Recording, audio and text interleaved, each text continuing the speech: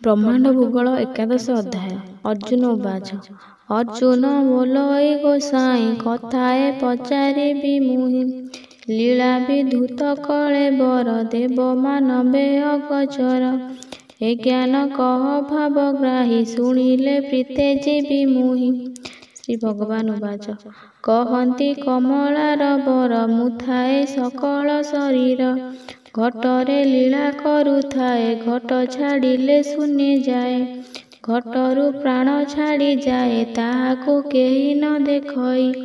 ଜୀବ ଯେ ଶୂନ୍ୟ ଚଳିଗଲା ଦେବ ମନୁଷ୍ୟ ନ ଜାଣିଲା।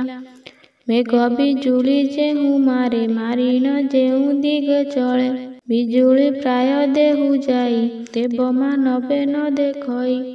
କହଇ ବଳରାମ ଦାସ ବ୍ରହ୍ମାଣ୍ଡ ଭୂଗୋଳ ପ୍ରକାଶ। ଇତି ଶ୍ରୀ ବ୍ରହ୍ମାଣ୍ଡ ଭୂଗୋଳ ବର୍ଣ୍ଣନେ ହରି ଅର୍ଜୁନ ସମ୍ବାଦେ ଏକାଦଶ ଅଧ୍ୟାୟ ସମାପ୍ତ।